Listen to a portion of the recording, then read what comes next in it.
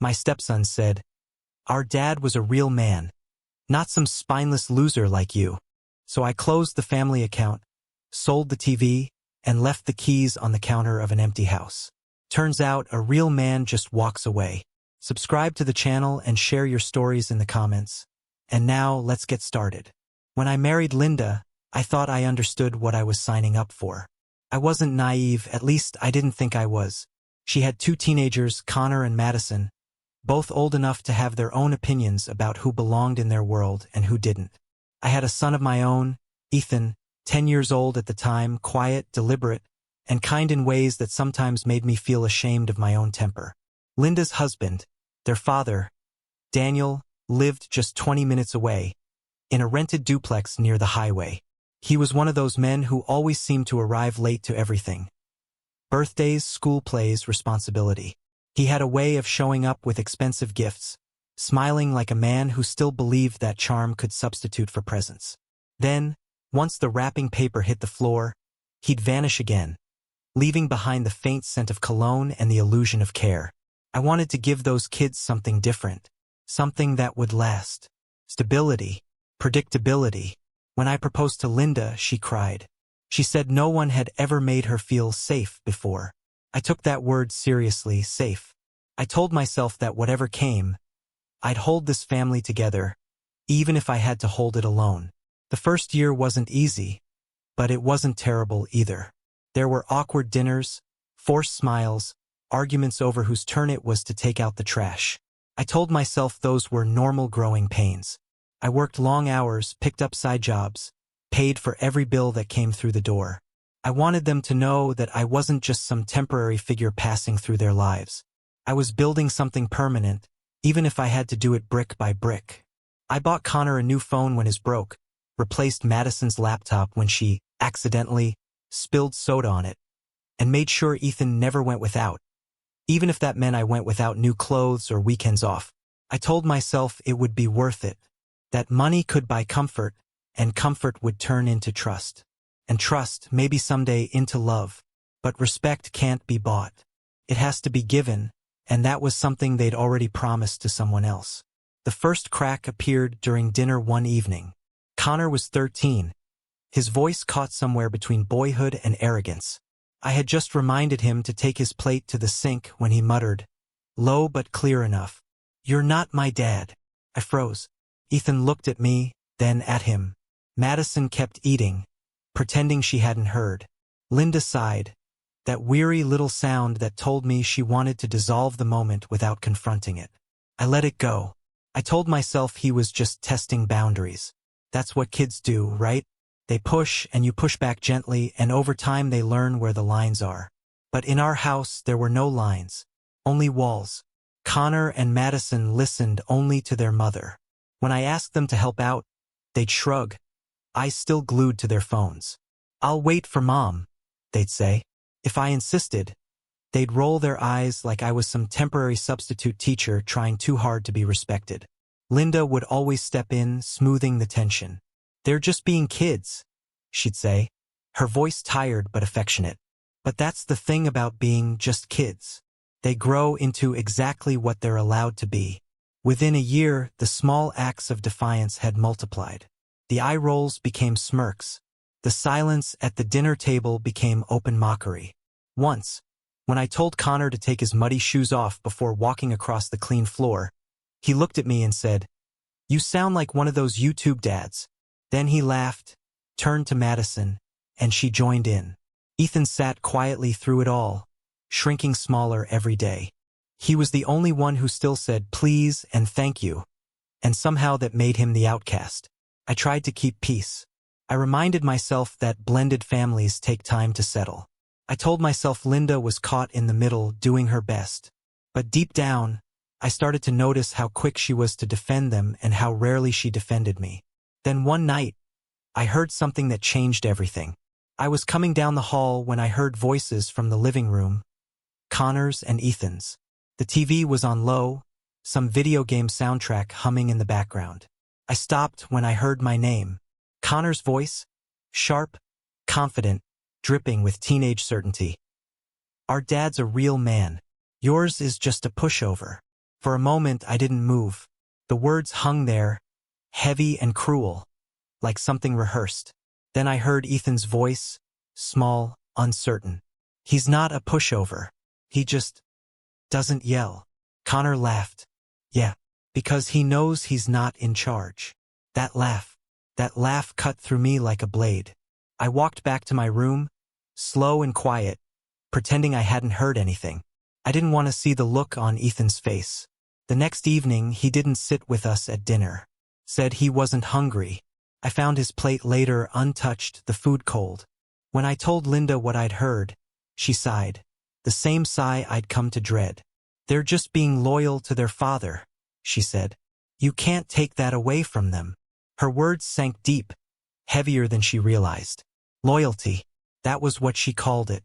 Loyalty to a man who paid nothing, showed up only for photographs, and left before the plates were cleared. That was when it hit me. In that house I wasn't a father. I wasn't even a man. I was the placeholder that kept the lights on, the wallet that filled the gaps their real dad left behind. Every day after that felt like performing for an audience that had already decided the ending. I cooked dinners they didn't thank me for, fixed broken shelves they'd later slam in anger, paid phone bills for phones used to text a man who never called them back. Ethan started spending more time in his room. I could see confusion in his eyes, like he didn't know whose rules to follow. He wanted to belong, but even he had learned. My voice didn't count here. I noticed it most during family arguments. Whenever I tried to enforce any kind of rule, curfews, chores, respect, Connor would glance at Linda before answering, as if to ask, do I really have to listen to him? And Linda every time would look away. That look was worse than any insult. It told me everything I needed to know. There were no boundaries in that house, only shifting loyalties. My money was welcome, my authority was not. My effort was invisible, my silence expected. And still I stayed. I stayed because leaving felt like failure, because Ethan still needed me, because I kept hoping that one day they'd see what I was trying to build. But hope is the most expensive lie a man can tell himself. Every morning, I drove to work with the same thought echoing through my head. Maybe today will be different. Every night, I came home to the same cold glances, the same invisible weight pressing against my chest. One evening, after another silent dinner, I stood at the sink washing dishes, my hands trembling slightly. The sound of their laughter came from the living room. Connor and Madison scrolling through something on their phones. Linda curled between them on the couch. I could hear her laugh too, soft and indulgent. For the first time, I didn't feel anger. I felt distance, as if I were watching a family I'd never belonged to, living in a house I'd only been renting with my soul. That night, lying beside Linda, I listened to her breathing, steady, content. I stared at the ceiling and realized the truth I'd been avoiding for years. I wasn't invisible by accident. I was invisible by design. They didn't want a father. They wanted a sponsor. And sponsors don't get love. They get receipts. It happened on a Thursday, early spring, the kind of gray evening when the world feels like it's holding its breath, waiting for something to crack. I came home late from work, exhausted, still carrying the smell of metal and oil from the shop. Ethan was on the couch, his face buried in his hands. His shoulders were shaking. I dropped my bag and knelt beside him. "Hey," I said softly. "What happened?" He didn't answer at first. He just pointed toward the hallway. On the carpet lay pieces of something small and colorful. Torn cardboard, a few glossy edges. I picked one up. A baseball card. The one he'd saved for all summer, the one he'd traded half his collection for. "What happened to it?" I asked again. His voice came out thin, breaking. "Connor ripped it. Said it was stupid. Said I only care about dumb stuff because you do." Something inside me went very still. I found Connor in his room, sitting on the edge of his bed, scrolling through his phone like nothing had happened. The lights were dim, the blinds drawn, the air thick with that teenage arrogance that filled every corner of the house. "Why did you do it?" I asked. He didn't look up. "It was just a card." "It wasn't just a card. You knew how much it meant to him." He smirked, eyes still on the screen. Not my problem, your kid's soft. That sentence, 6 words, pressed against my chest like a fist. Connor, I said slowly, you owe him an apology. He put his phone down then, finally meeting my eyes. His smirk widened into something cruel. You know what your problem is? You think you're in charge here. You think because you pay for stuff that makes you a dad. But my dad's a real man. You're just trying. He said it like a fact. Calm. Final. I didn't yell. Didn't curse. I just stood there, staring at him, realizing I had reached the end of something I couldn't name. When I walked back into the living room, Ethan had gone to his room. The house was quiet except for the hum of the refrigerator and the rain starting to tap against the windows. I sat down, my hands still trembling, and let the words replay over and over in my head. A real man. The truth hit me like a slow-moving storm. They didn't hate me because I was a stepfather. They hated me because I'd allowed them to. Every time I'd swallowed their disrespect, every time I'd chosen peace over pride, I taught them exactly how much I was worth. That night I didn't sleep. I sat at the kitchen table long after everyone had gone to bed, the light from the laptop casting a pale glow across the bills and receipts scattered in front of me. For years I had been the invisible provider, the ghost who paid for everything while pretending that meant something. But ghosts don't get respect. They get used. So I started counting. Every phone bill, every school fee, every vacation, every insurance payment, subscription, grocery run, tank of gas, pair of shoes. I went back through old statements until the numbers blurred into one long accusation. It was staggering, not just the money, but the time. The hours spent working overtime to buy things they broke without thought. The weekends lost fixing what they destroyed. The patience that could have been spent on Ethan, wasted instead on children who treated me like an intruder. By the time the clock hit 2 a.m., the rain had stopped. I sat there in the silence, staring at the total. My hands were steady now, calm, certain. That was the night I decided to stop buying respect that would never come. At dawn, I made coffee and logged into the bank.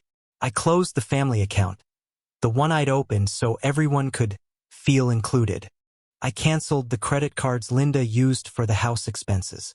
I paused the automatic transfers that paid for the kids' phones and streaming services. I even called the insurance company and removed her from the plan. Each click, each confirmation, felt like cutting a thread that had been strangling me for years. When Linda came home that afternoon, she found me in the living room. The TV was gone. So was the gaming console, the speakers, even the framed photos I'd bought for the wall.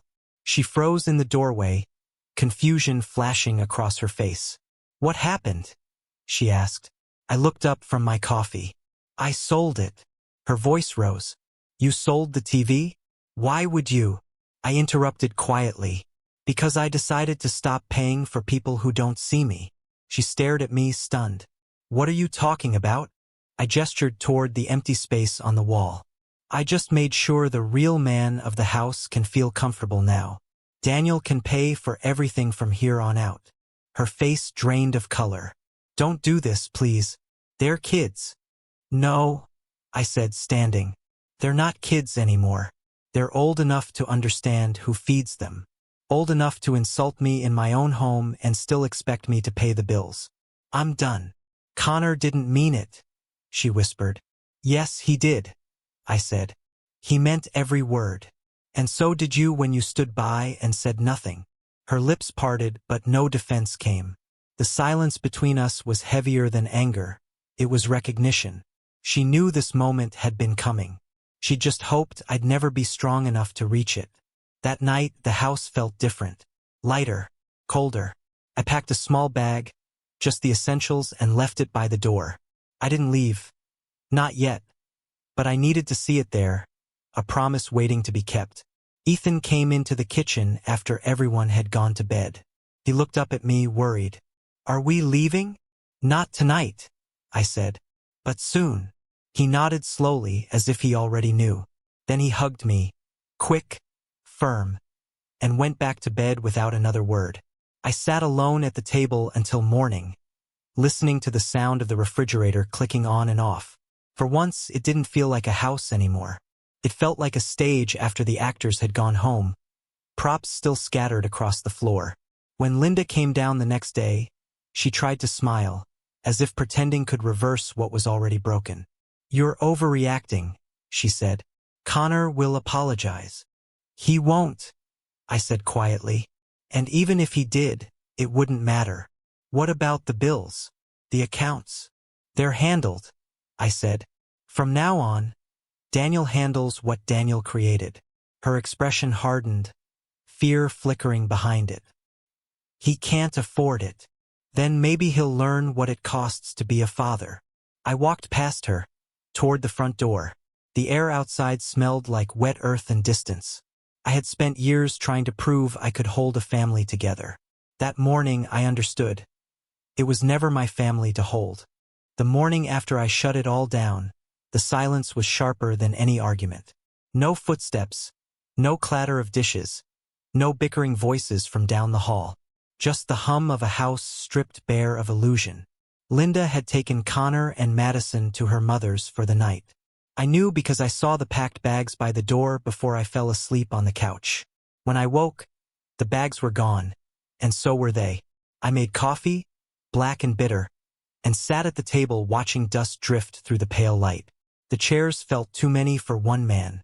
Every sound, the spoon against the cup, the soft creak of wood, echoed like a reminder of everything I'd paid for, everything I'd lost. There was a moment, brief but cruel, when I almost went after them. Some old instinct said fix it the way I had fixed everything else. But then I remembered all the times I'd been invisible in this same room. Every insult brushed off. Every silence defended. No, this wasn't something to fix. This was something to end. By noon, I started packing. Not my things. There's Connor's clothes, Madison's shoes, the clutter they'd left scattered across every surface, as if ownership gave them power. I packed neatly, carefully, as though respect could still be shown through the act of leaving. Their trophies, their hair products, their endless chargers and headphones. All of it went into boxes. When I was done, I set the boxes in the hallway and left the house keys on the counter. There was no ceremony, no farewell note. Just order. The kind of quiet order that comes when a storm has finally passed. I took only one thing with me. A photo of Ethan at the lake, the summer before Linda and I married. He was smiling in that open, unguarded way that only children can. I slipped the photo into my wallet and walked out the door. The world outside felt different, lighter. The air even smelled cleaner. When Linda called later that day, her voice came fast, trembling. "Where are you?" "Gone," I said. "You can't just walk away like this." "I already did." "You packed their things? Are you serious?" "I told you I was done being your bank, Linda. You didn't believe me." Her silence burned through the line. Then came the scream, sharp, breaking halfway through. "You're heartless. You're tearing this family apart." I closed my eyes. It was already apart. I just stopped pretending. She hung up on me. I drove for hours with no destination. Just highways and music I didn't really hear. At some point I stopped at a rest area, parked under a dead streetlight, and sat in the dark listening to the engine tick. The anger was gone. What replaced it wasn't peace exactly, it was clarity. That night, I rented a small apartment on the edge of town. 1 bedroom, peeling paint, cheap rent. The kind of place you go when you need to start from nothing. Ethan stayed with me on weekends. The first time he came over, he looked around the bare space, the mattress on the floor, the single chair by the window. He didn't complain. He just nodded, sat on the chair and said, "It's quiet here." "Yeah," I said. "That's the point." We spent that weekend doing nothing. Just cooking, watching movies, walking along the river. He smiled more than he had in months. I realized then that I hadn't seen him truly relaxed since the day I married his mother. But the peace didn't last long. 2 weeks later, Daniel called. The number flashed across my phone late one night. The name I had avoided saying out loud for years. I almost didn't answer, but curiosity, or maybe something darker, made me pick up. "Hey," he said. His voice was lower than I remembered. "Tired. We need to talk." "About what?" "About them. Linda and the kids. They didn't expect you to actually leave. I leaned back in my chair, staring at the blank wall. Maybe that's the problem. They thought I never would. There was a pause, a small sigh. Connor's quiet now. Madison's been crying. They don't know what to do without you. Then they're learning what it costs to spit on the hand that fed them. That's harsh. No, I said softly. That's balance. He was quiet again. I could almost hear the guilt settling on the other end of the line. I'll help, he said eventually. I'll step up. I almost laughed. You should have been stepping up 16 years ago. Now you're playing catch-up with ghosts. His tone hardened. You think walking out makes you a man? No, I said. It makes me free. He didn't have an answer to that. Before he hung up, his voice dropped lower, almost human. For what it's worth, they're realizing what they lost. They didn't lose me, I said. They threw me away. After that, the calls came from Linda. Dozens of them. Messages left at all hours. First angry, then pleading. She said she was sorry, that she hadn't realized how bad it had gotten, that Connor wanted to apologize, that Madison missed me. But words spoken after the damage don't rebuild the bridge. They only echo over the water. I didn't answer for a long time. When I finally did, it was a calm Saturday morning. She sounded worn down. I can't do this alone, she said quietly. Daniel helps a little, but it's not enough. The bills are piling up. You mean the bills I used to pay? Her breath caught. Please don't be cruel. I'm not being cruel. I'm being consistent. You all told me I wasn't family. I'm just living like it. What about Ethan? She asked. What kind of example are you setting for him? The kind where a man doesn't let himself be used. She didn't answer. I think she understood. Maybe for the first time. Weeks passed. The silence became something I carried like a medal and a wound. I worked, cooked, slept. Ethan came and went, growing taller, quieter, sharper. One night, as we sat on the balcony watching the city lights flicker, he said, "Do you think they'll ever say sorry?" I took a long breath. Maybe, but that's not the point. Then what is? That respect isn't something you ask for. It's something you stop giving away. He nodded slowly, eyes fixed on the skyline. A month later, I saw Linda and Daniel together at the grocery store. They didn't notice me at first. She was tired, thinner. He looked awkward, holding a basket full of things he couldn't afford. Connor trailed behind them, hands in his pockets, no phone, no headphones. Madison clung to the cart. They looked like people trying to remember how to be a family. When Linda finally saw me, she froze. For a second, something flashed in her eyes. Shame. Maybe recognition. She didn't wave.